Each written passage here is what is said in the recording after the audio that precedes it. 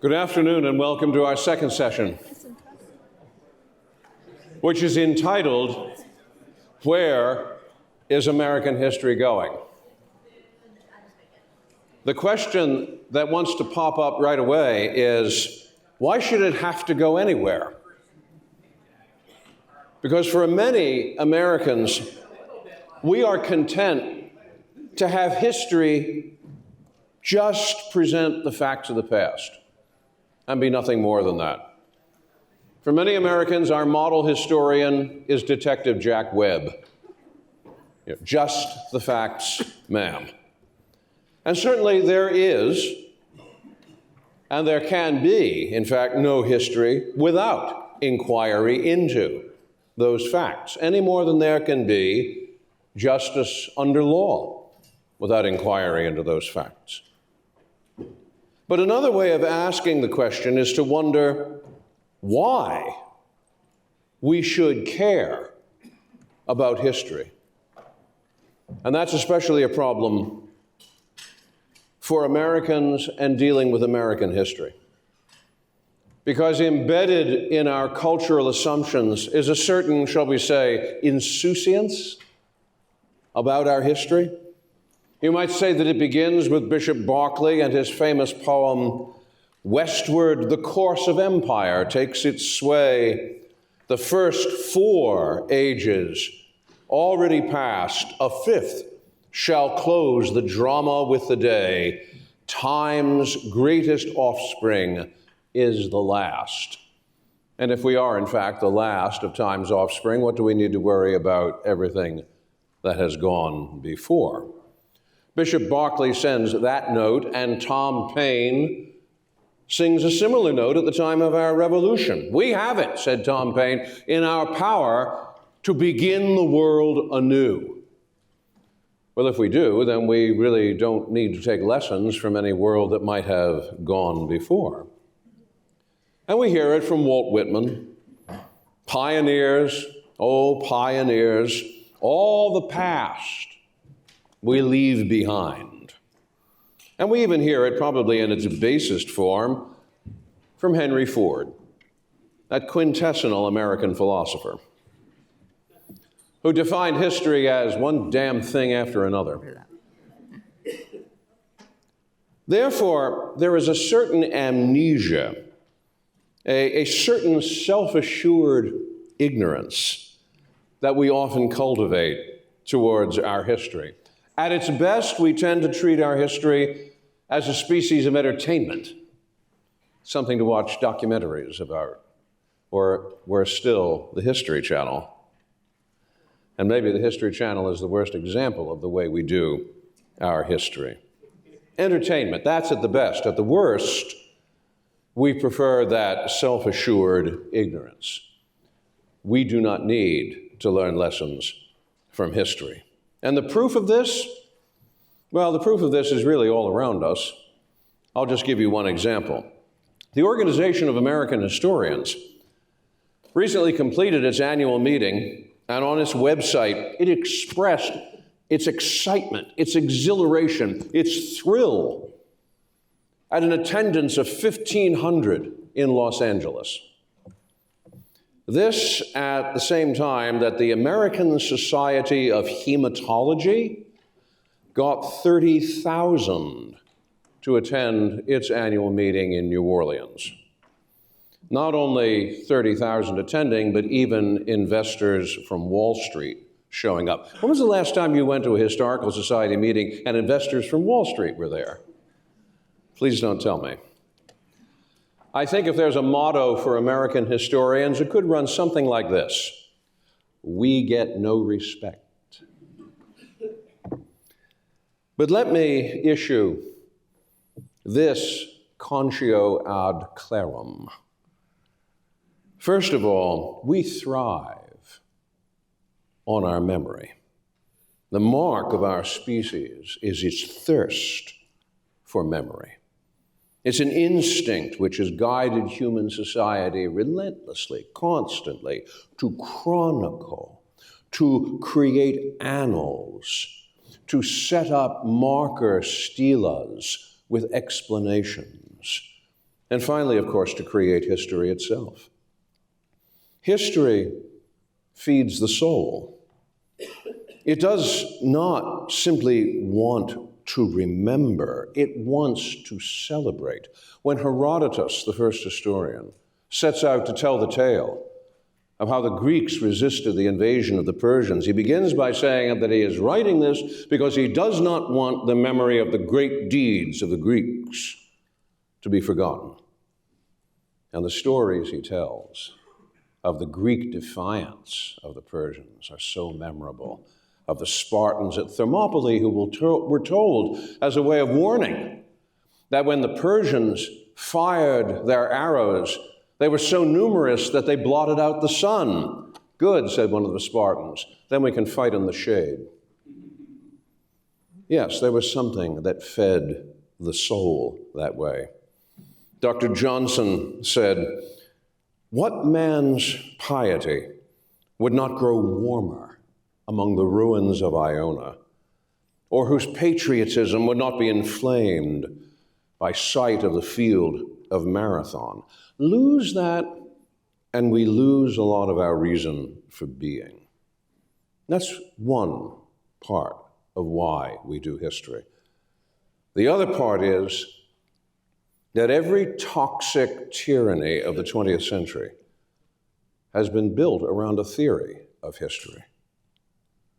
Despite Marx's repeated, monstrous, and bloody failures, he still dominates our thinking. Why? Because he confects a theory of history. And that theory props everything else about it and sustains its various mutations to this day. We do well to study and embrace philosophy, law, economics, sociology.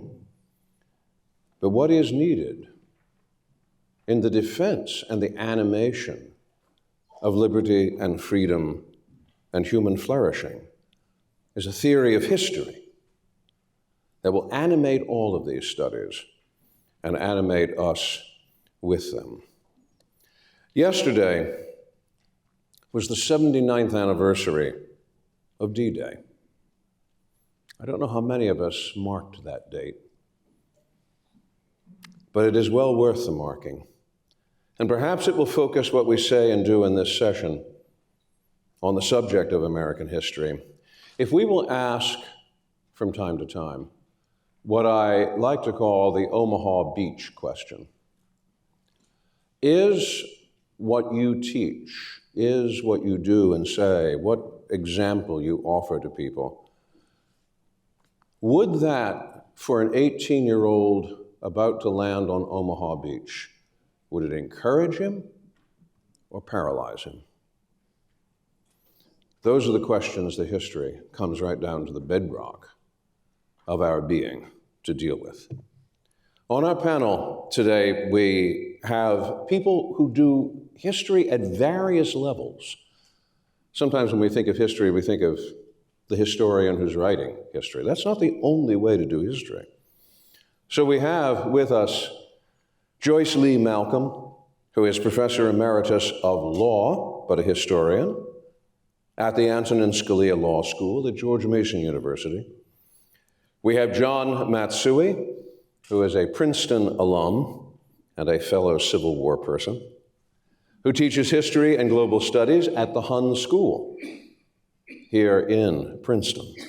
We have Louise Mirrer, who is the president and CEO of the New York Historical Society, so that we speak also about the importance of public history.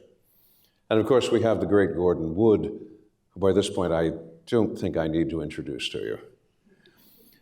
What we want to do in this session is to pay attention to a series of questions about where American history is going. And in the process, what I would like to do is to pose these questions to all four of our panelists, so that I will pose the question and allow each panelist to respond to that question. And then we will move question through question with each of the panelists replying ad seriatim to the question. So let me pose this first question. How, in your experience, has interest in various American historical periods, and I'm thinking here 17th century, Revolutionary, early Republic, Civil War, Reconstruction, Gilded Age, how has interest in various American historical periods waxed and waned over the last 50 years? And why have those changes in attitude taken place? So I believe I will turn first to Joyce Malcolm, and then we will move from right to left across our panel. Thank you. It's true that that passion for different areas of history have waxed and waned, and I have to confess I haven't thought a lot about it, except that I always worried that the history I was doing was on the waning side of things. But often I think it depends on what's going on in the world around you. If you're in the middle of a war, you look at history of warfare or Omaha Beach, of what the country's done in different time periods. I should also say that although the passion for history among students and faculty doesn't always reflect the passion of history among the greater American public, we are very, very fortunate to have what are called buffs. I think we are the only field in which there are buffs. And the buffs continue to read military history voraciously, even though fewer and fewer academic institutions are appointing or hiring people to teach it, even though they've been given sometimes whole tenure tracks. So happily, the buffs have kept us on a more even keel and have helped support those whose academic area of history may be waning. So I started as an early modernist in European early modern history, and then branched into colonial American cautiously because it was such a busy field. But I guess that's all I'll say, except that, I think that, thank God for the buffs, and I think it's important that, and maybe it would help the numbers of students taking history if there was a bit more about something that wasn't particularly en vogue at the moment. Good morning. So let me confess, first of all, that I, was a buff as a teenager. I was bitten by the Civil War bug after I read a novel called The Killer Angels. Some of you might be familiar with it. Apparently it's still read by some teenagers. But the point being that I was a Civil War reenactor in California, which, as you all know, had many, many Civil War battles.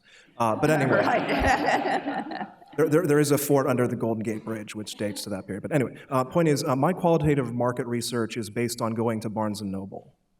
And I mean, thank goodness there are still Barnes & Nobles. I'm glad that there are still bookstores in a lot of major cities. And basically to look at the history section and, of course, see how much the military history section is encroaching on the rest of the history books. But as you just mentioned, right, look at the military history section and what wars, right, are represented or overrepresented.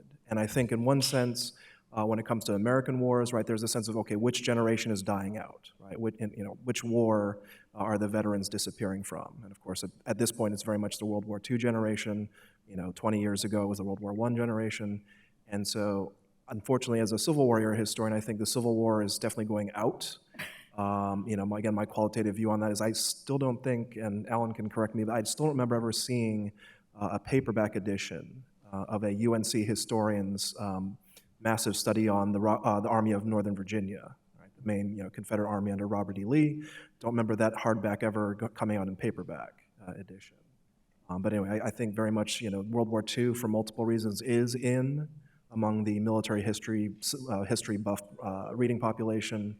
But what happens once that generation passes on? Because I don't know that Vietnam is going to get the same attention. So, first of all, thank you, Alan, and I'm very pleased to be here today. My background and training in academic teaching is in the Middle Ages, and though I was very glad to hear the medieval period evoked a couple of times in the last session, I can't really, it's a field that's probably waned more than waxed forever. So I can't opine on the last 50 years, but I've been at New York Historical for the last 19 years, so I'll talk about that. I would say that there are some periods that are on the permanent agenda a list of people who attend our public programs, which we offer 2 or 3 times, sometimes 4 times a week. Alan has been a frequent speaker. Those tend to be American Revolution, Civil War, and World War II. Apart from that, I would say that the interest in a particular period of American history has a lot to do with what people are watching on TV and what is vibrant in the popular culture. So suddenly everyone was asking, what are we doing about the Gilded Age? And that, of course, corresponds to the popular series on TV. So, I think I take the view that the popularization of history, whether a good job or even not so good job is done, is good for history. And it does tend to direct people, or at least direct people's interest in the direction of a period of history that they might not have thought about before. So that would be my answer to this question. Well, obviously, the interest in the past depends on the present. And we ask questions of the past depending on our present circumstances. I'll give you an example of it. The English didn't teach much American history prior to the end of World War II. The American history that they did teach prior to World War II focused entirely, exclusively on the Civil War, because they were so happy that this country that had escaped from their clutches had broken apart. Unfortunately, the United States survived, however. But only after World War II did they focus on the United States as a total history, which tells you a lot about the view of America in the world, at least through English eyes. I have more to say about that in our remarks. Gordon, let me draw out a little bit more this way, because there's a point at which our experiences intersect this way. When I was a graduate student at Penn, almost all the work that I was doing was on early American. But when I say early American, the ground there was shifting. When I started, so much of the interest was on 17th century America. And you had in 1970, for instance, the publication of these 3 marvelous books on the social history of 17th century New England. You had Mike Zuckerman with Peaceable Kingdoms. There were wonderful things that were being done. And then suddenly, 17th century kind of winked off. And we move into the 18th century, and everything is about republicanism and Republican theory. And it's Jack Pocock who is ruling the roost. And then that peters out, and suddenly we move into early republic, which constantly is getting pushed forwards. Early republic used to be 1789 to 1812. Suddenly it became 1789 to 1848. And right now it's hovering very close to the firing on Fort Sumter. So I've seen these kinds of changes happening just within the framework of early American studies. And the question occurs to me, what has been driving this? And my experience had been that a lot of the driving for it was the determination to find a pre-capitalist America. And the hope was you could find a pre-capitalist America in the 17th century. All right, well, that didn't work out because it turned out that a lot of people in the 17th century were relentlessly capitalistic. All right, we moved to the 18th century and especially to Republican theory. Republican theory is supposed to be above anything so tawdry as commerce and capitalism. Well, that doesn't quite work out either. So it keeps moving this way. And I'm wondering, what are the driving factors in these kinds of movements? And once a period, so to speak, runs out of gas, does it ever come back in terms of the levels of interest for historians? And if so, why? You want me to give my remarks now? I have 15 minutes prepared to explain why we are in the mess we're in. You want to do that now? I think we can do that now. Yes.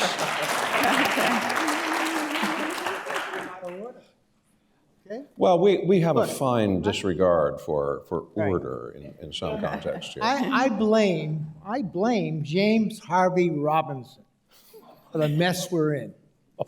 Now, he was a professor of history at Columbia in 1900 or so. He decided that our previous history writing had been too antiquarian. He wanted to create what he called a new history, a history that would be more usable, more practical, a history that could fit the needs of the present. Now, this call for a usable past occurred during the heyday of pragmatism, with William James and John Dewey advocating a truth that was usable, indeed arguing that usefulness was the main criterion of truth. This was the climate that produced Charles Beard and others who set off our history writing in the direction that is culminating in the mess that we have today.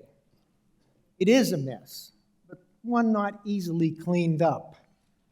James Sweet, professor of African history at Wisconsin and president last year of the American Historical Association,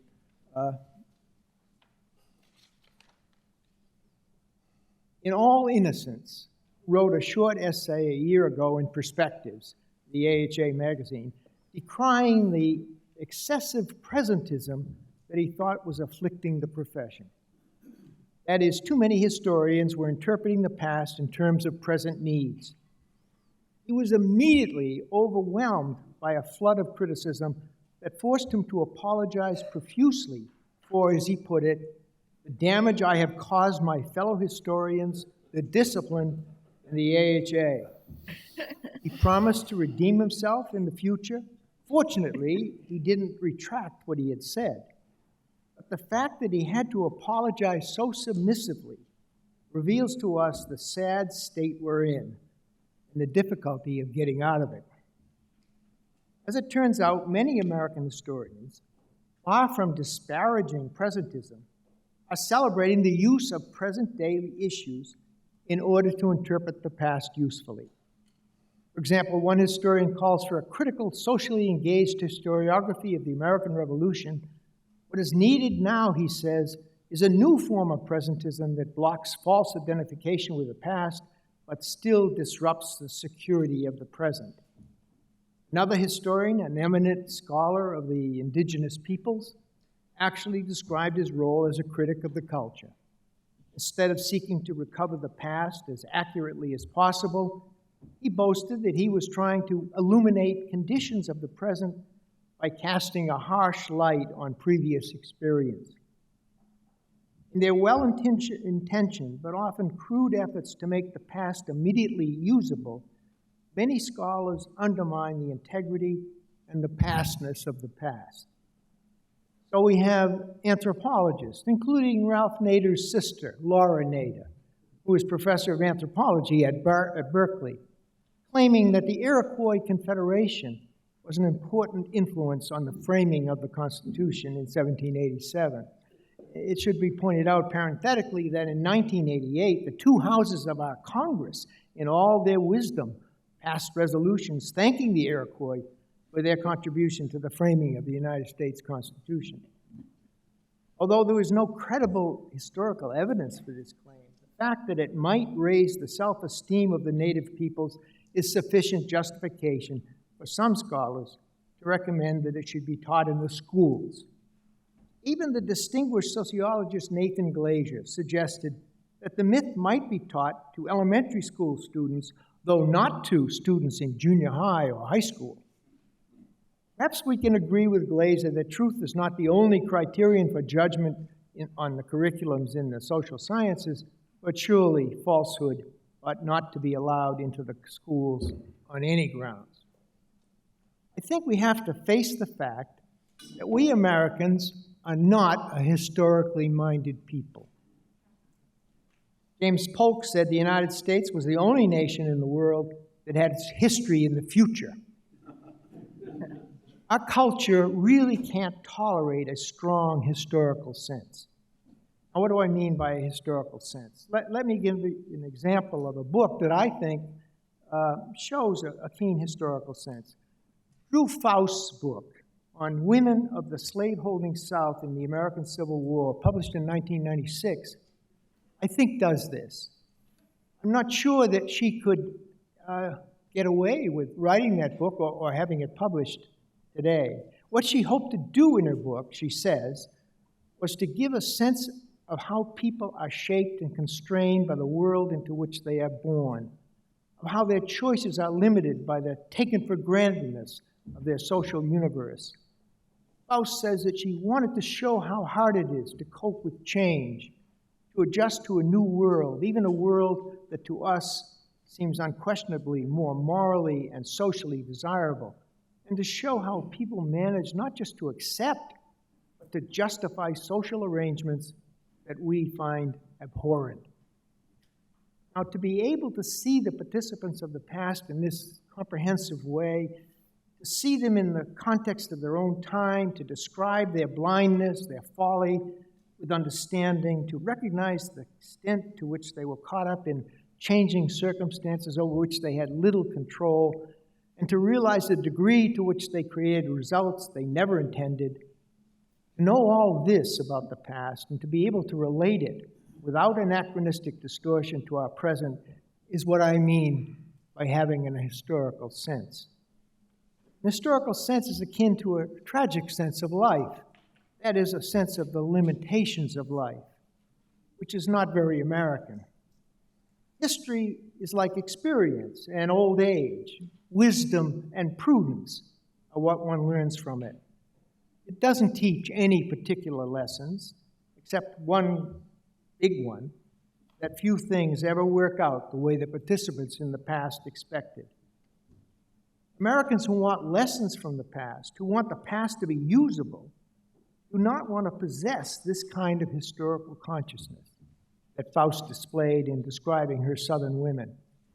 They do not want to hear about the unusability and pastness of the past, or about the limitations within which people in the past were obliged to act. They do not want to learn about the blindness of people in the past, or about the inescapable boundaries of their actions. Such a history has no immediate utility and is apt to remind us of our own powerlessness, of our own inability to control events and predict the future. The British, who have a somewhat better historical sense than we do, are often taken aback by our unhistorical culture. Jack Pole was the Rhodes Professor at Oxford and a first-class historian of American culture. He put our situation succinctly. What one misses in America, he said, is that sense, inescapable in Europe, of the total crumbled irrecoverability of the past, of the differences, of its disparateness, of the fact that it is dead. But as the passionate response to Sweet's essay reveals, the situation is much more serious than Jack Pole indicated. The problem is, I think, structural, deeply embedded in our academic culture. I say it is structural and almost impossible to eradicate because another Brit, Isaiah Berlin, 75 years ago, actually anticipated our present plight. In the late 1940s, right after the war, Berlin came to Harvard to present some lectures, and as it turned out, to observe American academic life up close. After he returned to England, he wrote up what he had learned about American professors and American students and the scholarly world of the United States. He liked the students he met. They were, as he said, endowed with a quality of moral vitality unlike any I had found anywhere else. But this created a larger problem. He believed that Harvard, and by extension other universities in America, were academic communities that were, as he put it, painfully aware of the social and economic miseries of their society.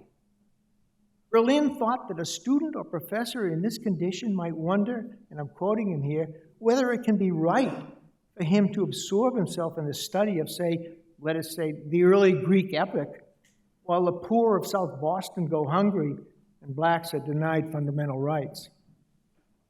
When Berlin suggested to the students that it was okay to pursue some aspect of knowledge without reference to present social needs, they dismissed his suggestion as something European and one not really applicable to America. In Berlin's opinion, American professors and students lived in a very strange scholarly culture. He concluded that this naive, sincere, and touching morality, according to which the primary duty of everyone is to help others and to be aware of their vulnerabilities and sensitivities, was leading to a view of the world as an enormous hospital of which all men are inmates, with the obligation of acting as nurses and physicians to one another. How in such a world, how in such a morally soaked atmosphere, Berlin asked, could disinterested scholarship ever flourish? How could anyone undertake scholarship out of mere curiosity? How could anyone investigate the past free from present-day concerns? Poor James Sweet didn't realize he was living in a hospital, and his words were hurting his many sensitive fellow inmates. If Berlin was still alive, he would realize that not only was his hospital image of America's scholarly community alive and well, but that even Britain itself was absorbing these American notions. The yearning for a better, gentler world, free of racism and prejudice, is powerful and infectious. Now, I'm not suggesting that history has no connection to the present. I'm not advocating that history become antiquarianism. Quite the contrary. It is natural for historians to want to relate the past to the needs and problems of the present.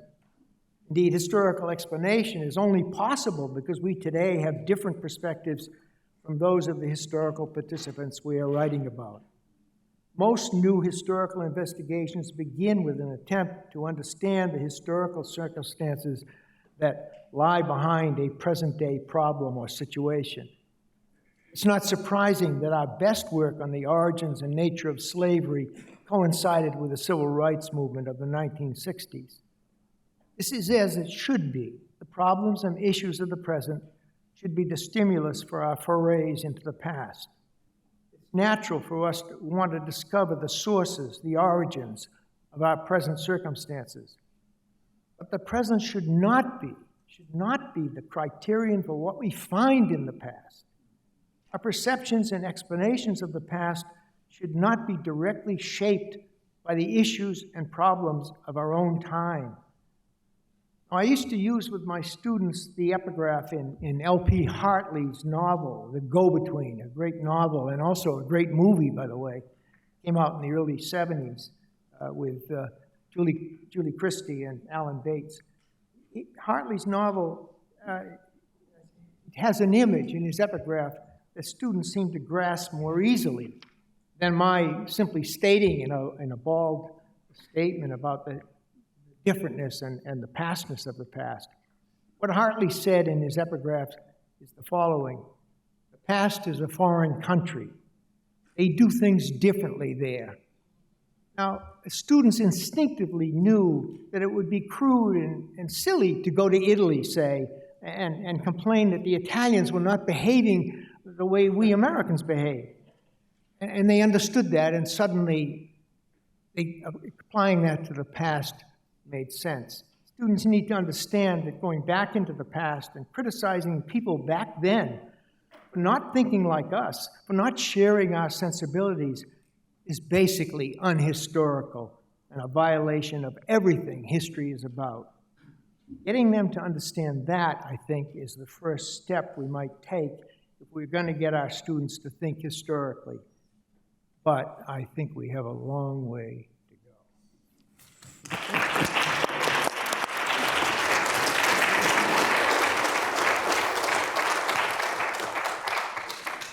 Robbie, I think there's a phrase in West Virginia for this. It's called "loaded for bear." Indeed, indeed. All right. That was our first question. Now, onwards and upwards, too. Let me ask this question of all members of the panel. What do you think is the connection between historical knowledge and the formation of citizens. What is the connection between these two? I think it's absolutely essential that the students get a serious sense of the context in which America was formed, of the revolution was formed, that they understand there's a difference between democracy and republic. And if they don't have that history, they cannot understand what their role of the country is or what their role as a citizen is. So I think that we need to do it however much they really dislike it, that they need to understand. And this goes a little further, but I read one of these sensible letters to the editor in the Wall Street Journal about the reason for snowflakes on the campus. And the author said that a lot of it is because the students today who feel they're unsafe, they need safe spaces, there's microaggressions, don't understand what happened in the past. They don't understand what former generations went through. They don't understand that there was a depression and a World War II and no one knew how it was going to turn out. That the things that were coped with in the past and the understanding of the past is lost to them because they're not getting that. So they feel that whatever their present situation is, that's scary. They don't know. So having that important context of both how the country was formed and the history of the generations before them, I think is essential for them to understand their own place in the world. So my thoughts and comments today are reflective of being an amphibian in two respects, which I think are helpful to know before I jump into this. So first of all, I'm an amphibian in the sense that I've spent 8 years teaching at the college or university level, and now I'm in my third year at the secondary school level. And so, I have a sense of, what students are like in both areas and trying to make the transition. And the second being, in terms of the books I'm reading, the historical figures I'm studying, again, I'm a historian of the Civil War era. I've been fortunate to publish a couple books in that era now. But I'm now very much focusing on the 17th century. So I'm sure many of you know Locke, and et cetera, Hobbes, far better than I do. But I'm doing a lot of reading in Perry Miller these days. But so that being said, I think civics is crucial. I think civics is this intersection between proper historical knowledge and citizenship formation. The one plug I'll give for my school today is the fact that we have a civics program that has been endowed. So we have the funding to go to Philadelphia, right, to do day trips, to study the Constitution. I mean, I think the average American high school student has no clue how many branches of the legislative, part of the federal government there are, how many branches there are to the federal government. And so, one of the things we do is, of course, on the one hand, give them the basic content, but then there's the matter of, okay, how do you apply this content to skills, right? How do this Senate and the House of Representatives work together or fail to work together? And so I think it is very important, on the one hand, as much as schools on the progressive end of things emphasize skills over content, right? That we make sure that people start with the content, understand that civics is about having a shared base foundation, and then, right, only then, applying your differences of opinion, philosophy, et cetera, to how things actually work, and then you can ask the question of how should things work. So at New York Historical, several years ago, we decided that history was indeed useful, and that its main use would be in helping people to become citizens or better citizens. And we took this view very seriously and actually did a couple of things. One I'd like to talk a little bit about. We created something we called the Citizenship Project. We knew that there were about 1 million green card holders in the New York, let's say the tri-state area, New York metropolitan area, more or less. And that those people would only receive full protection of the United States Constitution were they to become citizens, and we should help them. And we developed a program that depended almost entirely on history and historical knowledge in order to, there are 100 questions that you have to learn. You don't know which ones you're going to be given for the citizenship, to pass the citizenship test. We decided to, and many of them are about history, some of them are about government, but we decided to sort of ignore the 100 questions and just teach history. We did it. We have a great institution with great collections, so we did it entirely through our collections. It was sort of like American history and millions of objects. And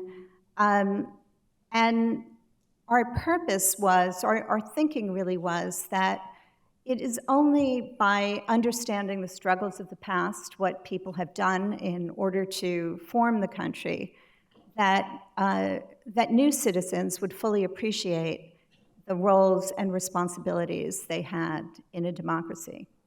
And the project has worked incredibly well. We've had thousands of new citizens pass the citizenship test and come out at the other end.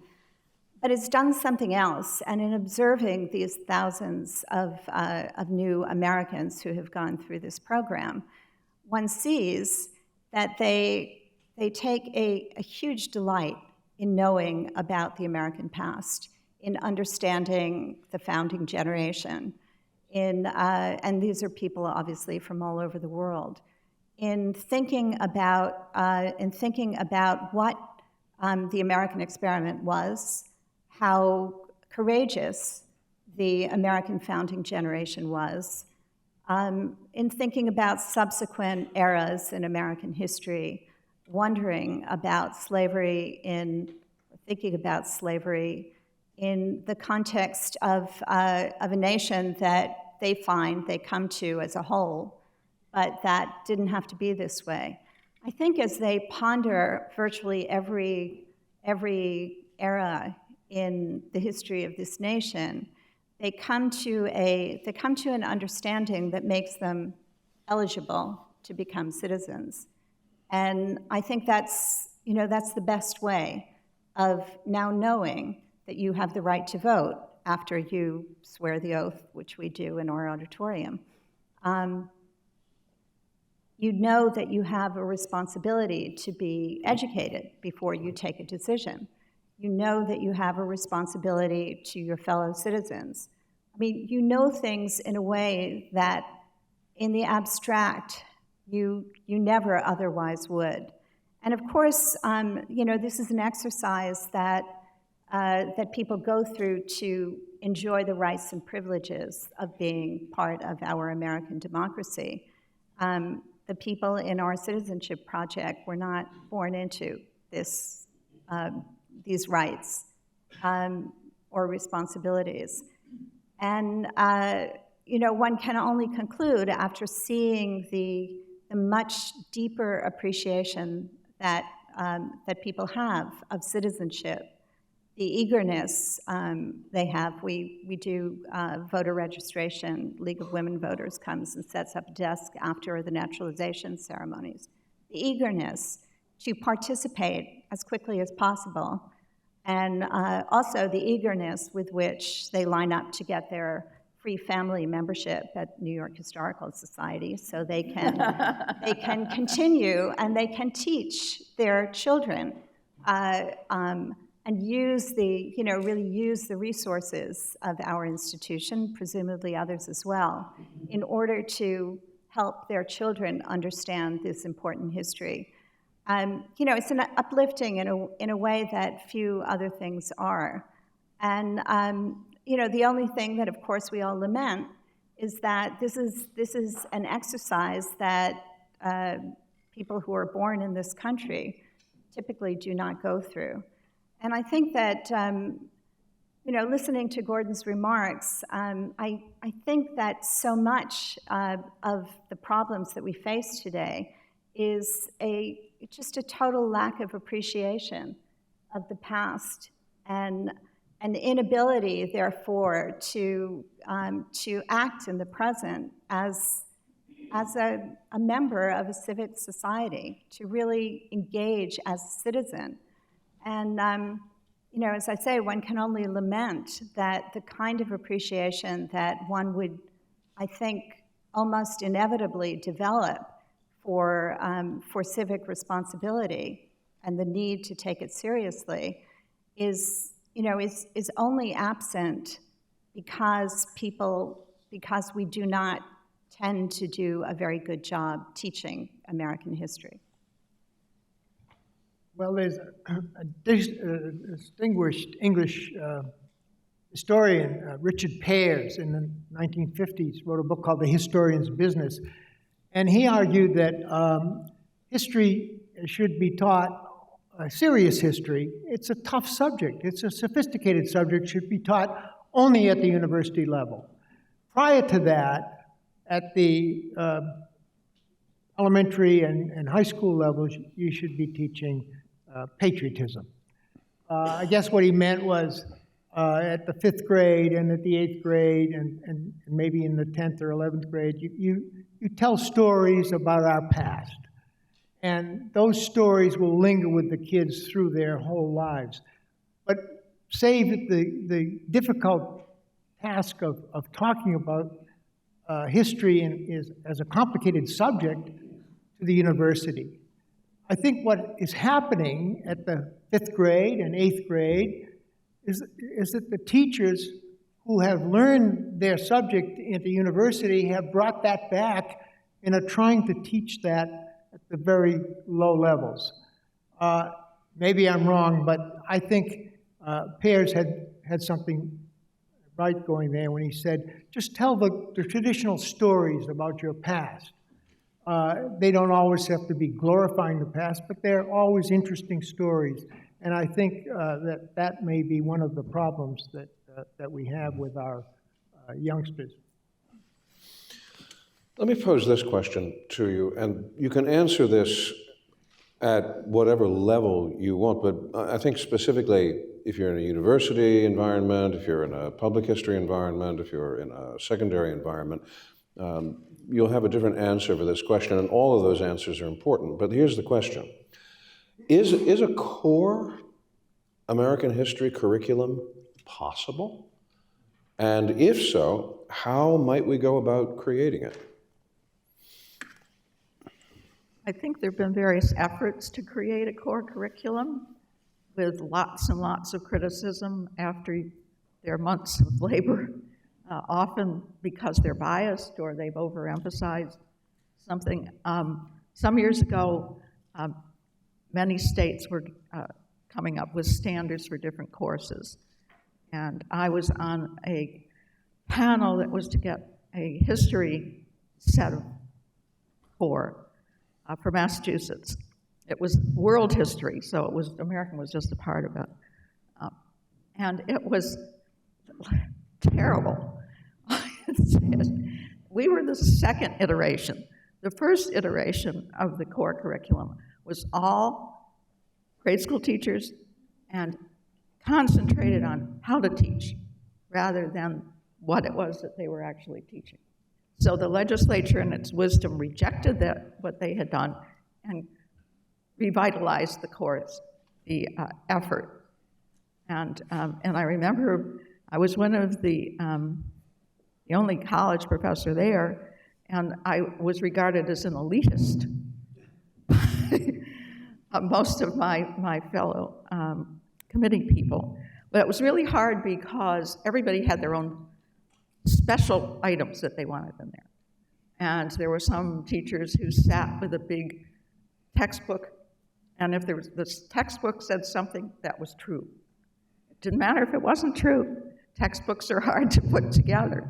So there was a big conflict about what to put in and what not to put in. I think if you focus on the primary documents of the country and try and give a balanced approach and not leave out things that are unpleasant, but deal with it. I think it's important to do. I think that there should be curriculum at every level that treats of American history and however approach you want to take. But I certainly have to admit I wouldn't want to be on one of these committees again. It's extremely hard to please everybody. I think maybe, I don't know that we really need that kind of thing. I think it's being attempted now at the sort of individual school level, right, by private parochial schools mainly. I can think of one in the area, I think, that might be named after William Wilberforce or something to that effect. But thinking more abstractly, as a professional trained historian, I think you'd have to limit it to before 1807, right? So in terms of chronology, right, in terms of literacy rates, in terms of the number and types of sources available, yeah, you could possibly do it for North American history from 1607, right, to 1807. But after that, the number of sources, et cetera, gets, voluminous. The other possibility would be if you think in terms of concepts, right? So specific words like liberty or equality, right? So, what did that mean to Aphra Behn and John Locke, right, in the 17th century? And then what did that mean to James Henry Hammond and Frederick Douglass, right, 200 years later? Anyway, yeah, so very specific, there have to be very specific ways you try to do it. Mm-hmm. Yeah, I'm speaking from the perspective of a museum, of the history museum. I would say building a core curriculum might look like making a selection of objects and documents, just using primary sources exclusively, because I don't think it makes sense to go outside of primary sources. But perhaps again, building a core curriculum based on a selection. Maybe it would be 50 objects, documents. Maybe it would be 100. I think it would, could be an interesting experiment to do. Obviously, there would be no presumption of agreement on what those objects or documents should be, but given that they would all be original sources, it seems to me that virtually any 50 or 100 that you chose would make for an interesting core. You can't have a core curriculum for at the university level for somebody's course. That's just not going to work. But you certainly could do that for the high schools, and the AP tests can dictate to some extent what should be studied, and that goes on through the books that they are assigned, the teachers are assigned, and so on. So only at that level, this pre-university level, can you have any kind of core curriculum to dictate to the teacher. I can't imagine a university professor being told, this is what you've got to teach. That just would not be realistic. In connection with course construction and course materials, let me ask this.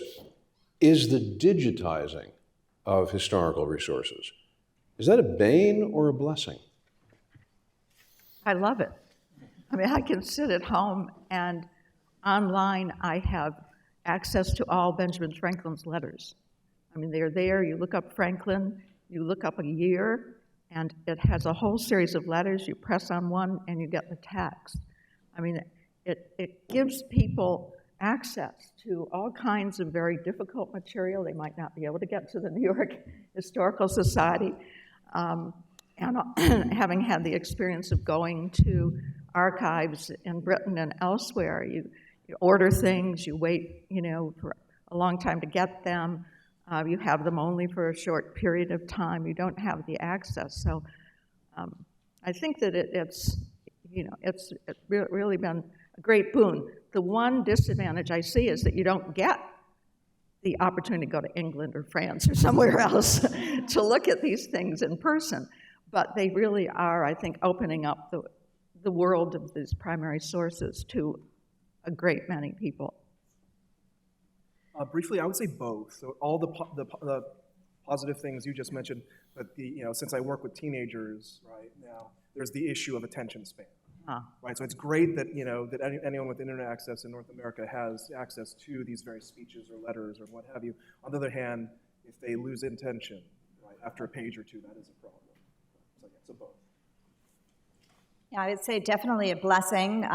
We've found that the more that we digitize, the more interested people are in actually coming to see the real thing, the real document, which is great because you can't appreciate everything. I mean, you can't see, I'll say, our authorization for the purchase of Louisiana. I mean, this is like, you look at the digital version, there's a little red blotch in a corner. I think until you come and see the real document, you're, never going to get that that's a red wine stain, because how would you know? And or how would you even be thinking about it? Because digitizing, sort of blurs distinctions, no matter how good the quality is. So I think it's, and I think the more, you know, again, the more people get to see and know about, I think the better off all of us are. I agree with Louise.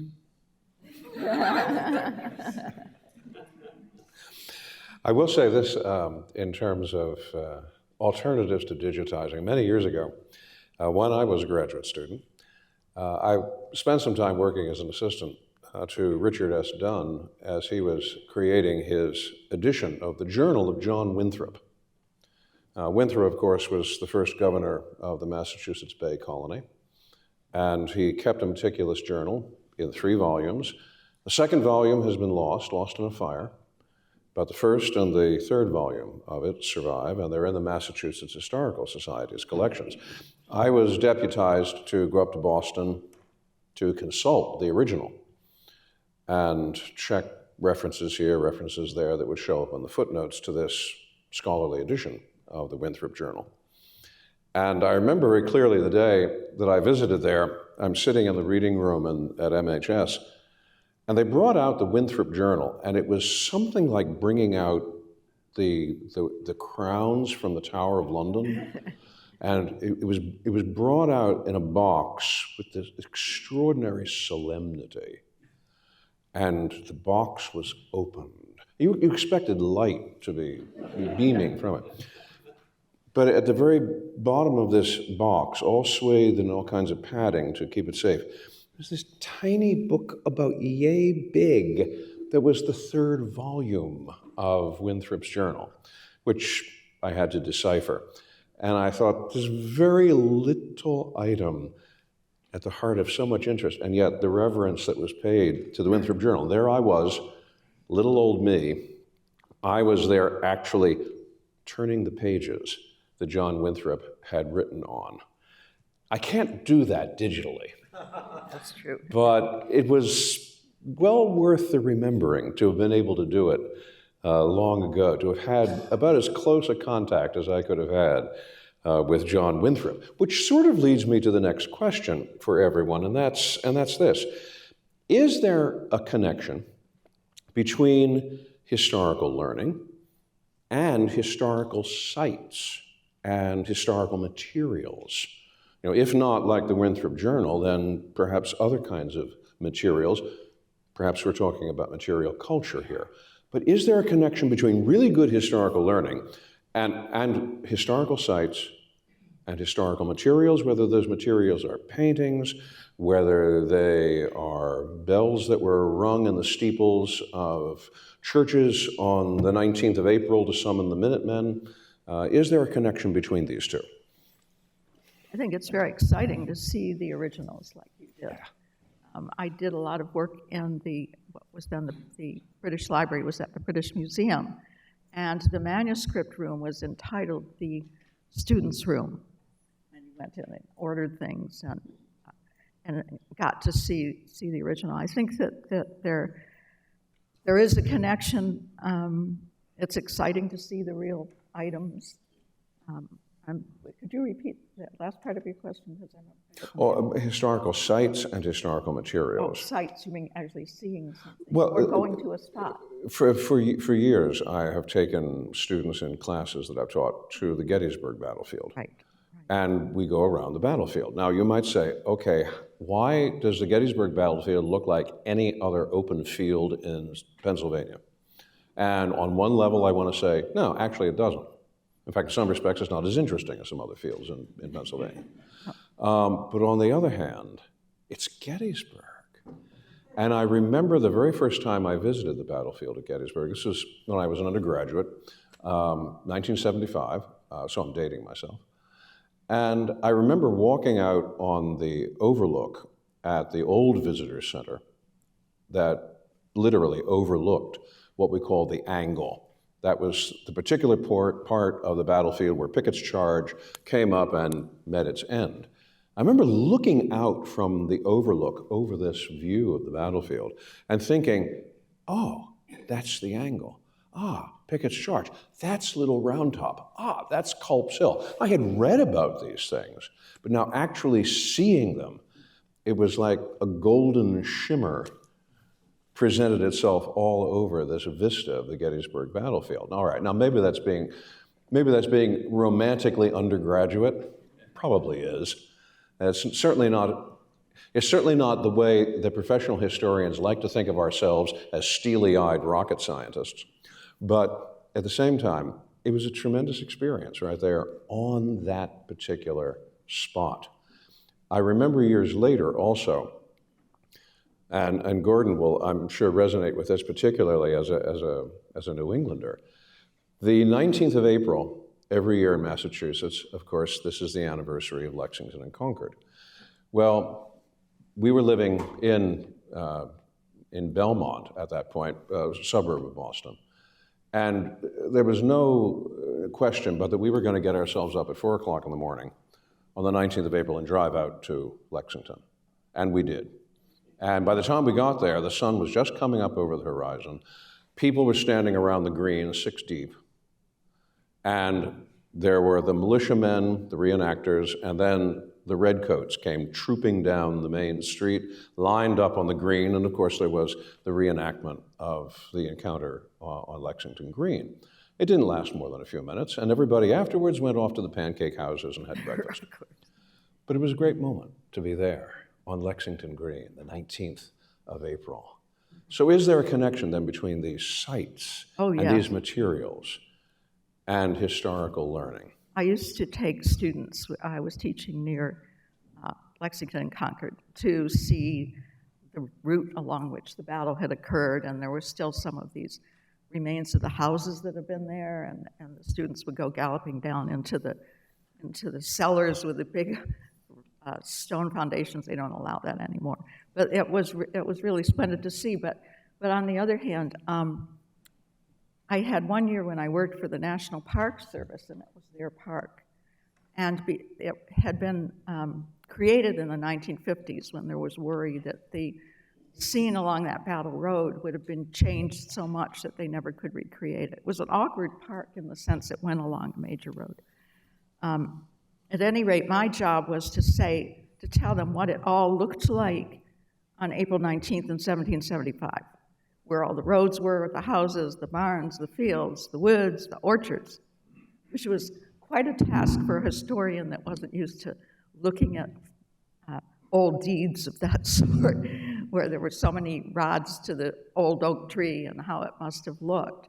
And the sad thing about the site was that there were some pictures of how it all looked in 1930, aerial photographs. The country had done a whole series of these aerial photographs. And there were all these farms along that road. By the time that I was doing it, they had decided to treat it like the parks in the West. So all the trees had grown up, nothing had been touched.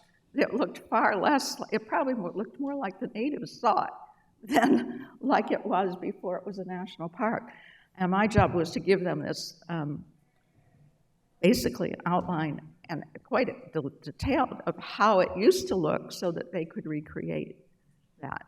And so you have to be, careful of how things have changed, but it was very exciting. And they did start to make some changes in taking down some of the trees and remembering where the orchards were, replanting old types of trees.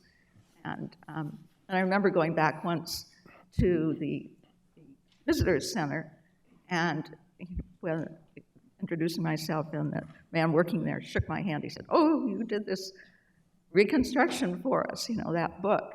But these things can change. I mean, Gettysburg happily hasn't, and lots of things were lost, like Bunker Hill. But I think that it is really important to actually see it. It's a great privilege. And then one last thing, I don't want to go on too long. But some years ago, we had the, I think, 800th anniversary of Magna Carta. And no group is more interested in Magna Carta than the American Bar. We have a little temple on the field of Runnymede that was put up by the American Bar Association.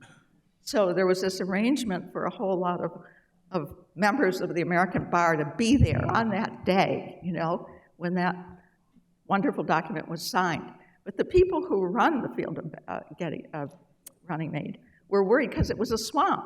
And they did not want all those people standing around in this messy field, commemorating. But it meant so much to be a part of that, to go there and be on that spot. So I fully understand what you're talking about. I fully agree. I'm going to briefly continue Alan's rhapsodizing about Civil War battlefields. So what brought me to New Jersey for college was a man named James McPherson, who I would say is still the greatest living historian of the Civil War era. And he would always take his massive Civil War class to Gettysburg, right, voluntarily on a weekend. He didn't have to go, it wasn't for credit. And so I caught the bug there of the importance when teaching Civil War history of going on the ground when possible. So when I was teaching cadets in Virginia, I would take them to Manassas and Chancellorsville, et cetera, and then Gettysburg when possible. And now that I'm in New Jersey, I take my high school students to Gettysburg. And two points about that. On the one hand, right, it's fantastic to discover how other people read, right, historical sites. So for example, I remember while in Virginia going to Gettysburg with a serving Army officer, an Army captain. And he said, well, okay, so it takes 75,000 Union soldiers to defend this field. A company of 150 should do it, in 2010. So again, understanding, okay, times do change. And then on the other hand, now that I take high school students to Gettysburg, I'm very happy that they have very sporadic internet access. So they're not focused on the latest TikTok video. But on the other hand, there is a hard stop about 10 minutes. Right? I get 10 minutes at Little Round Top or 10 minutes at Devil's Den, and then I lose them. So yeah, it's great to do it, but there are also those issues of attention span. So I'm still mulling over this idea that maybe younger children should be taught stories, and we should save harder stuff and more sophisticated historical knowledge for college and university. And I think, historic sites are great storytelling places. That's what they do. If they do it well, they tell the story of whatever the site is, whether it be a battlefield or a historic home. So I'm thinking now that actually could be a great strategy for imparting at least lower-level historical knowledge to young people. I think something else as well. You mentioned, John, that you were a reenactor.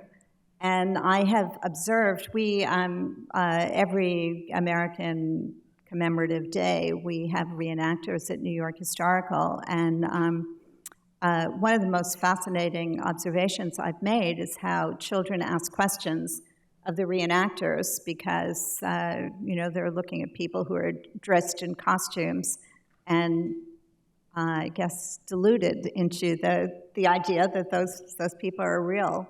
And they are in a way. I mean, so my really most rewarding observation was a child asking a reenactor, a Civil War reenactor, what he had in his pocket, which I have to say would never, ever have occurred to me to do.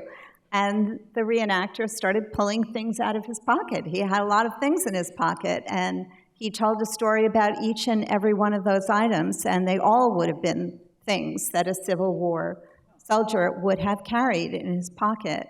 And I can't imagine that child or any other child having that experience would not forever at least carry with them that knowledge, which is important to understanding what it would have been like to have been alive during that period.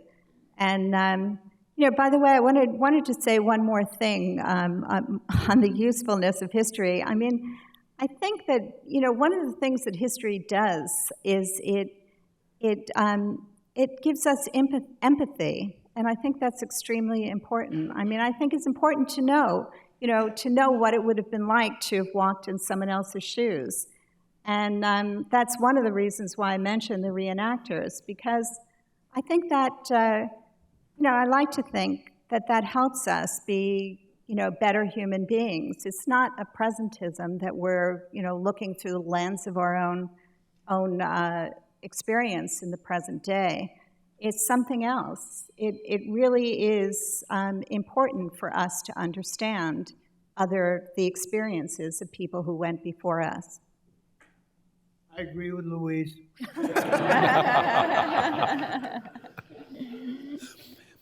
if historical writing and historical teaching are all about remembering and the importance of holding on to things in memory, is there ever a place for forgetting in history? I think that we need to understand what had happened in the past. I always find the title of our panel a little odd because historians don't think forward. We're not supposed to be predicting. We sort of look at the past and see what happened. And there are lots of things that are forgotten. So much of daily life, most people's lives, unless they did something that shows up on, in a law case or something else, are forgotten. But the bigger issues should not be forgotten, but what I think we need to do is to be at peace with them, to forgive. I think that, they, in Rwanda, they had that reconciliation, truth and reconciliation. I think at some point you need to let the past be the past and try and understand each other. But you shouldn't forget it. That's different. So the only thing I would add to that is just the idea of who's being emphasized. And I was thinking about historical societies, right? Who, when they're first founded, who do they emphasize? Whose collections are they seeking? Or seeking out their descendants, et cetera. And so I think there's a dichotomy of, do we, as a society, do we emphasize the quote unquote great men and women, right? The prominent, the politicians, the generals, or do we emphasize the common folk? And I think there's that, the push-pull of different generations of which do we emphasize? And is there some way to compromise and say that both are important? Interesting what you just said. And as a matter of fact, institutions like ours and all the first historical societies in the United States were founded with the collections of the elite, ours totally included. We were founded in 1804 by, a group of 11 New Yorkers who were all members of, let's say they were all descendants of either the 17th century Dutch and Huguenots or the early English. But we probably have among the best collections we certainly have the best collection on slavery in New York, and we were able to do a very powerful exhibition on slavery in New York based not exclusively, but almost exclusively on our own collections, because those people were involved in various aspects of the slave trade or of slavery. And one can find in the papers of those elite founders all sorts of materials that give a much more robust picture of the world in which the environment in which they lived. So many times people have used as a criticism that historical societies, historical institutions like ours, were founded on the papers of members of the elite. But ironically, that can turn out to be more of a sort of gold mine for finding out about other people, and more valuable probably than any other records, because there just aren't that many. I don't think anything should be forgotten. I don't think Hannah Jones was wrong in emphasizing 1619 and those 20 blacks that were brought into Virginia. What we do need, we have all those facts out there, all these different things happening. Which ones do we emphasize? I think we do need to get the proportions of the story correct. I don't think there's any doubt that slavery and the segregation that followed is a terrible part of our history. It's something we will never forget as Americans. So we can't hide that or avoid it. But we need to balance that with the proportions of the story that seem to me give a different kind of emphasis. Not denying the bad things that happened in the past, but also getting some kind of balanced view that get the proportions in some kind of sensible way. So I think that we're obviously going to continue to do this throughout the rest of our history. And it's going to change depending on our present needs. We're going through a very difficult time, but it's because the black citizens of our society are at long last achieving a kind of equality that they never had through 400 years. So this is a moment that we'll have to live through as blacks begin to express their frustration, their anger, their resentment over the way they were treated. The truth is bad enough. There was no reason for Hannah Jones to exaggerate and misconstrue things. The truth is really bad. But at the same time, there's other kinds of truths that need to be emphasized that made possible this extraordinary nation. And I think we need to keep that in mind in a writing. Obviously, we're talking about so many different things here. What should be taught to sixth graders and what should be taught at the university and what should be taught to adults. All of that is so complicated that it's hard to sort it all out. But I do think nothing, of course, should be forgotten about our past.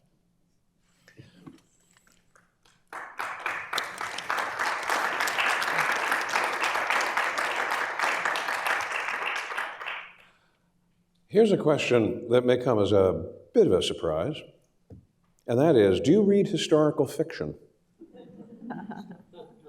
Now, there is such a genre, of course. There are novels that are about historical events or historical people that try to recreate historical environments.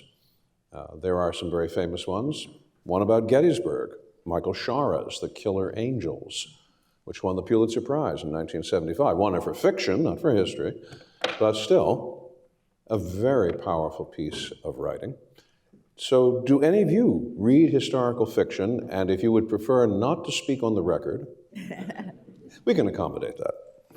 I don't mind speaking on the record. I don't like historical fiction because I don't know what's true and what's not. And that really bothers me, not knowing the truth about it. Michael Shara's book, The Killer Angels, though, is a real exception. I've read that several times. I mean, it's actually is fiction.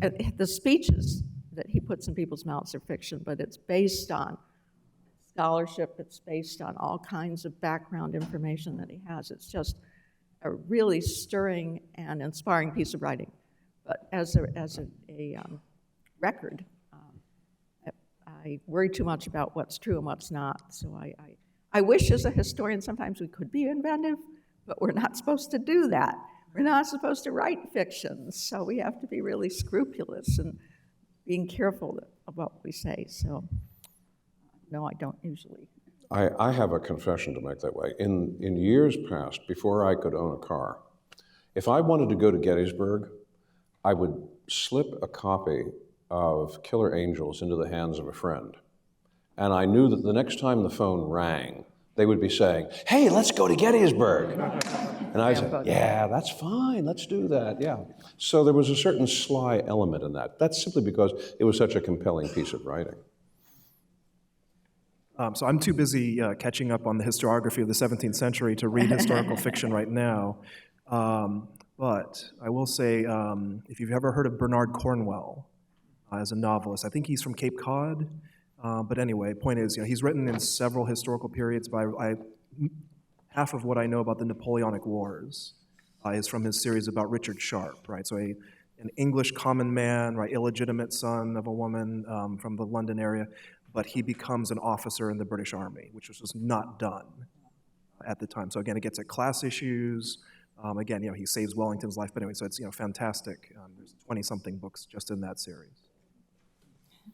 Well, I said my academic background is in the Middle Ages, and since Merlin can pop into a work of history at any moment, I felt like I have felt like I've spent enough of my lifetime reading history that is fiction at the same time. I have to say, with American history, I do not enjoy reading historical fiction. I feel like, I want to know. I feel like this is a period where, I really want to know what happened. I don't want someone's invention of what happened. Just a personal view. But people ask me all the time, did I read X or Y or Z? Expecting that, of course, I would have. So I try to be polite. Well, I read as a Wiswall, Kenneth Roberts' story as a kid, and it was eye-opening to find out how badly we treated the Loyalists. So, of course, that's part of your education, part of your life. You're going to read till I've forgotten her name, the woman who made Thomas Cromwell a major figure. Hilary Mantel. That's wonderful stuff, but it should be judged in the way we judge history. Is it historically accurate? And there's a vast difference between various novels. Let me ask this question. This, again, is going to verge on the boundary of the personal. But the question is this: who is the greatest American historian whom you've ever known? And I'm using the term American historian. It can be either a historian of America or a historian who is an American but perhaps is writing in a field other than American history. But who is the greatest American historian you have known, and why? That's very hard for me to answer because my dissertation was on English history, partly because I felt I had so much American history in grade school and high school that I wanted to learn about the rest of the world. We had one course in American and world civilization. And so that's what I worked on, and it was basically working on the English Civil War and rights that got me to move those rights into American history, which I did very carefully because there were so many people working in colonial American history.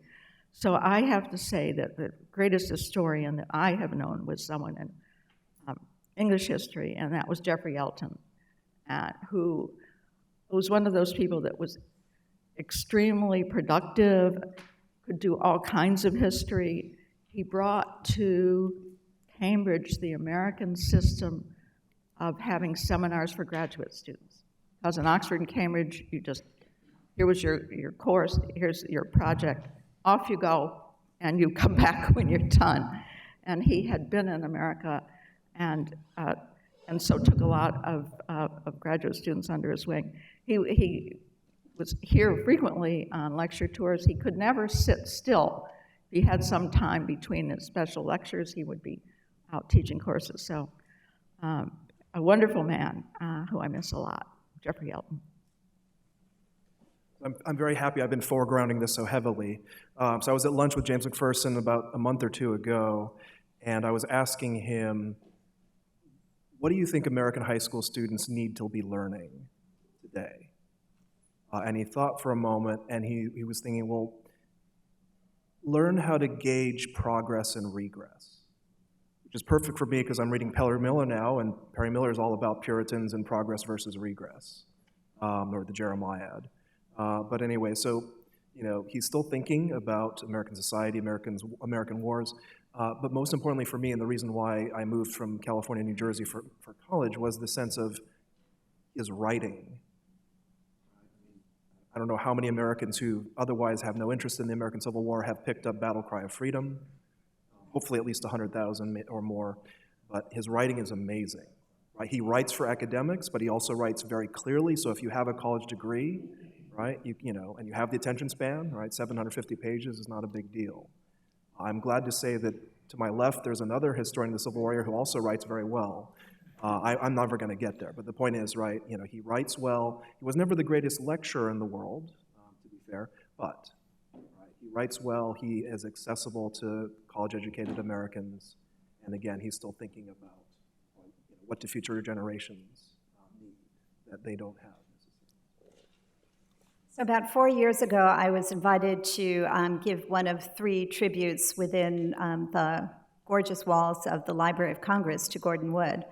And I'll say that was one of the highest honors I've had within my life in American history. So here he is.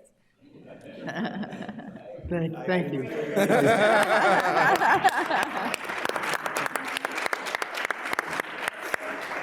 Well, the historian that had the greatest impact on my life was Bernard Bailyn.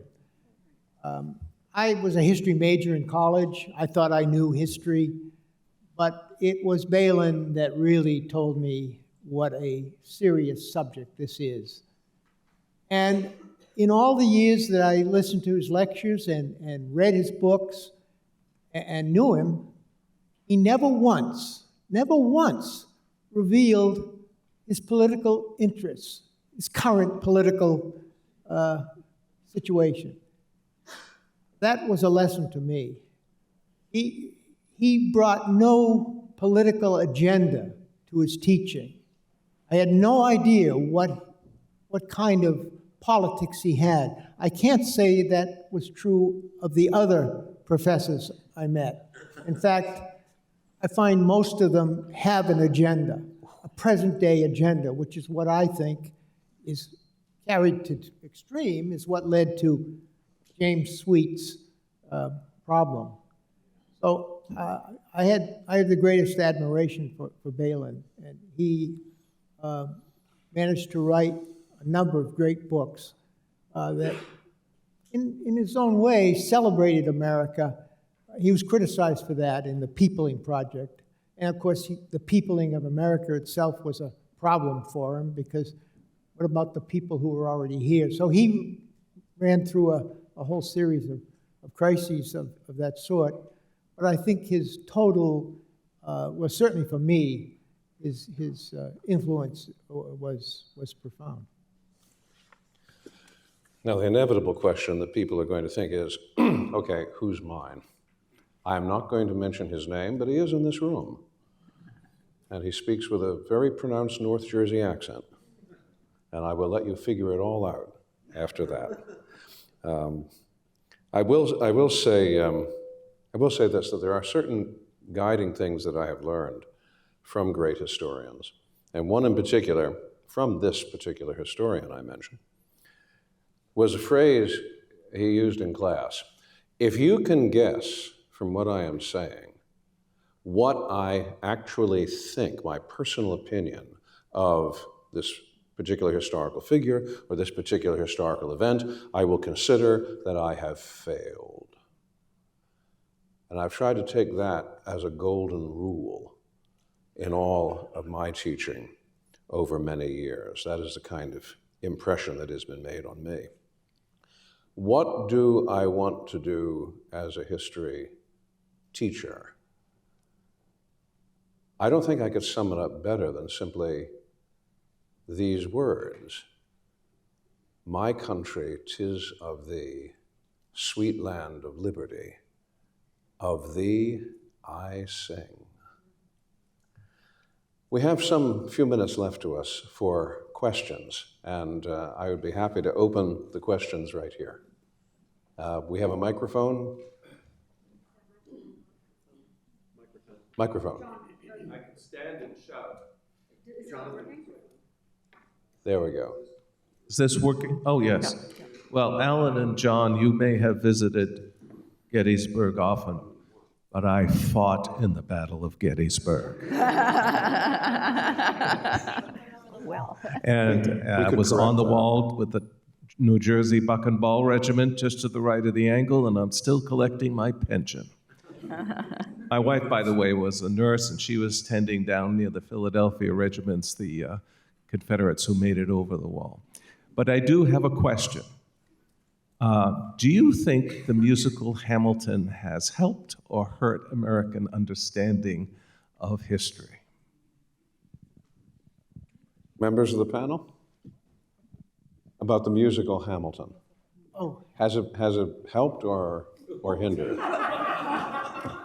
I think that was an answer. It has not, I think, hurt America. I'm sorry. It has not. It has not been harmful. I think it brought a lot of young people who didn't know who Hamilton was into the, they brought them to the theater and they saw a Broadway show that they had never, ever seen before. And I think it was helpful in that sense. Louise, you're right in the middle of New York. Right, totally agree. I mean, I think that, we did an exhibition, my first year at New York Historical, we did an exhibition called Alexander Hamilton, the man who made modern America.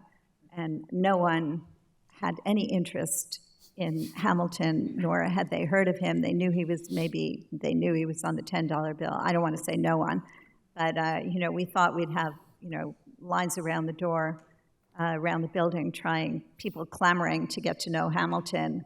Now they do. So I think it made a big difference, and it was a positive thing. I mean, obviously, you always want people to be more interested in the real history than in a musical, but I think it did make a difference in a positive way. John, you don't have to limit yourself to Hamilton. If there has been a hip-hop musical about Ulysses Grant, that will work too. No, okay. I think it depends on who you're asking, right? I think broadly speaking, libertarians are not happy, right? Because Alexander Hamilton is now a hero, but as opposed to a Leviathan lover or something like that. But I guess the one thing I will say is that I think it does, for popular audiences, right? It does bring out the divisions among the founders. Right? Not just between Burr and Hamilton, of course, but between Burr and Jefferson and Madison, et cetera. So I'm hopeful that that's helpful. It may not be, but I'm hopeful that that is helpful at some point. I can't comment learnedly about Hamilton because I haven't seen it. I think it's great that so many people who had no idea who Hamilton was have gone and seen it and become interested in the actual Hamilton, or we hope they. I wondered whether when they were creating this, they realized that would happen, that it would be so popular. I think what has been a tremendous help is a lot of the documentaries that have been created about people like Ulysses Grant and others that most of us didn't have in-depth knowledge about, but which goes out to a lot of people. So I think it hasn't harmed anything. It's always nice to have people interested in history and provoke further interest. Lincoln hasn't quite made it onto the musical stage, but of course he's been in movies. In fact, Lincoln has been in more movies than any other American president. Going all the way back to 1903, he makes an appearance in a movie. The most recent iteration, of course, is the 2012 Spielberg movie. And people have often asked me something of the same question. What did you think about the portrayal of Lincoln? And I actually thought it was a very effective portrayal.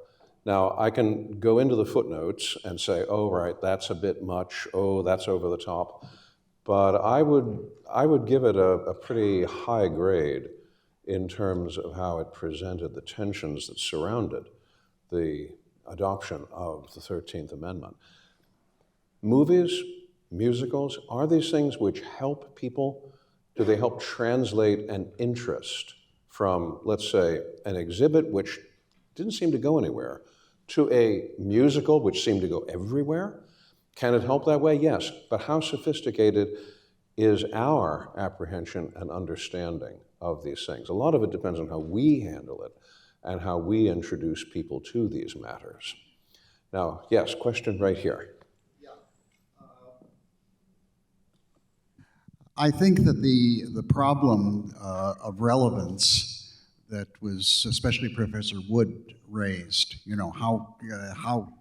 why is this important for our contemporary concerns, was created for you by a historian named David Hume, who made the is-ought distinction.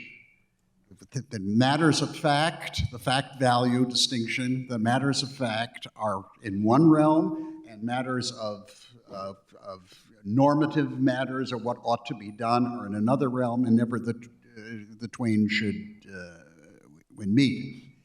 And I think that is something that was indicated for philosophers by one of the great philosophers of the 20th century, whom Robbie George and I were privileged to encounter, Elizabeth Anscombe, who said in her classic essay, Modern Moral Philosophy, that unless philosophers in notions of human practice overcome the is-ought distinction, she saw practical philosophy going nowhere. So in this case, I think that this is something that historians have to consider of how to overcome the is-ought distinction. One philosopher who suggested that to historians was Hans-Georg Gadamer in Truth and Method, who said that when historians deal with normative matters like law and theology, they overcome that because they're part of a normative continuum, and therefore they have to know where they're coming from in order to direct it elsewhere. But they have to treat the facts. That's the closest anyone has come to suggesting that as a historian I'm normal.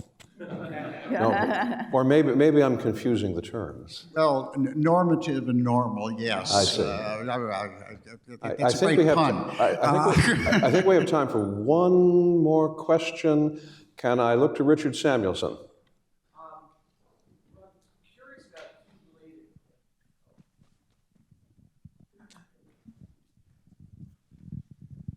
Might be two sides of the same question. Right? The question is, where is history going?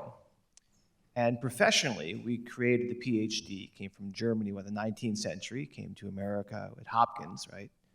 Henry Adams called her Baxter Adams' bête noire. But that's a 19th century model. Is the PhD history long for this world? Is it breaking down? The foundations upon which it was created, do they cohere anymore? And I'm thinking related to that, or when we're getting at that, can history help us understand what would be a relatively good balance and would be a relatively bad balance in the education of 6th graders, 8th graders, 10th graders of US history? Right? Not edifying in the Beard sense, but in the more classic pre-PhD version of history. Joyce, please go ahead. Yeah. I'm glad you asked. I think that it's deplorable that fewer people are taking history and doing advanced degrees, but it really is essential. Some years ago, I was affiliated with MIT Security Studies program. It is a graduate program for people doing American foreign relations and security issues and rocket scientists. And they were very concerned that there were not enough historians doing military history for them to be able to do their job. And they actually had a special conference with a security studies program from the University of Kentucky to how to encourage historians to give them the information they needed to do that. And in another instance, I've been teaching at a law school. Judges need to know what the past was.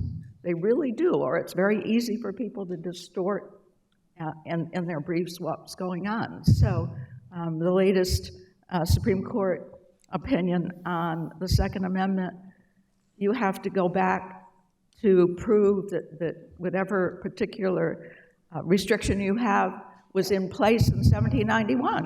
And there's this big call for historians to do that. So I think that it may not be exactly answering your question, but I did want to say this. I think that it's really necessary for both the public to know and put things in context, but also particular disciplines are really depending on historians to give them the information they need to be able to carry on in an accurate way. Oh, no, go ahead, John. Briefly, so I don't think the problem is with supply, right? There are plenty of people who want to get doctorates or at least masters in history. The issue is, of course, adjunctification, right? I mean, universities are, that don't have massive endowments. I don't know of any that I live near. But anyway, universities that don't have massive endowments are concerned with, okay, who's taking what classes, right? Seats and seats. And so the issue there is with, okay, are history departments willing to offer classes that have demand? And I remember even at Princeton in the early 2000s, there were plenty of at least male students who were saying, why aren't there more military history classes? And I don't think military history is the most important subset of history, but if it's not being offered, right, it's the demand, there's a demand there that's not being met. Louise? Look, I I think history is a great thing to study, and I would feel, I think we should put every effort into making sure that it's well learned, and history PhDs are the way in which we get to where I think we need to be. So that's my view. Is there anything more to be said? I think, obviously, we don't know the difference between the 19th century and today is that the 19th century was confident of the future. They assumed progress. We, in the 21st century, we don't know the future. And we don't have any confidence that it's going to work out the way the 19th century thought their history. But I think knowing our past is the best way, knowing our past as fully as possible is the best way to prepare ourselves for this very unpredictable future. Well, that, I think, puts the perfect period on our panel. And will you please express your appreciation to all of our panelists?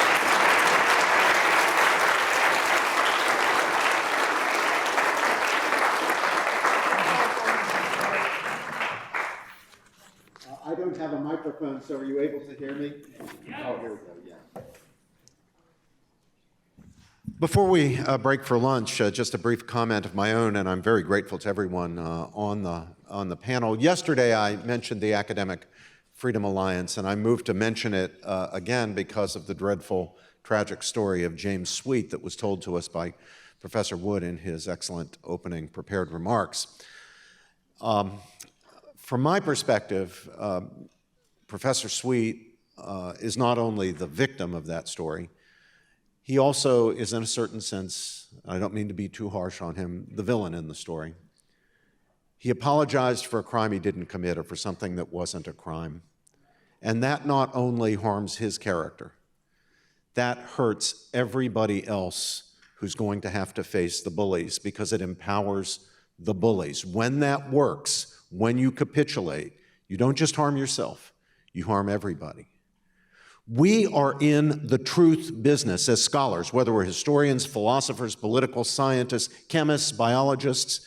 The whole reason for our existence is to seek the truth and then to speak the truth as God gives us to see the truth. Always knowing we're fallible, we're never going to get it completely right, never fully right, but speaking the truth as best we see the truth. We must never apologize for speaking the truth as best we understand the truth. I would urge you to go to the Academic Freedom Alliance website, and here, even if you're not a member, even if you're not an American, because on the website there is a piece called A First Aid Kit that I wrote with Donald Downs and with my colleague here at Princeton, Keith Whittington. And it will give you step-by-step advice as to what you should do if you, for speaking your mind, come under one of these villainous attacks, if university administrators threaten your job or threaten disciplinary action against you. There's some good advice there, believe me, about how you should handle it. But the very first thing you should remember is do not apologize. If you need any more incentive for not apologizing than the incentives, the noble ones I've mentioned, let me just tell you, it doesn't work. It will not save you. You will feel a tremendous impulse under that pressure, especially if you've never experienced it before. You will feel this emotional need to apologize, to try to get the pressure released, to try to get the mob off you. They won't. They will devour you. And your apology will damage any case that you have after that. If you have any chance of standing up, and ordinarily you will because your university will have, as part of its contract with you, written or unwritten, it only depends on what they say publicly. They say a lot of good stuff publicly. That contract includes the protection of your academic freedom, but you can throw it all away by apologizing for a crime that you didn't commit or something that's not a crime. Okay, the drill now is, oh, thank you. So,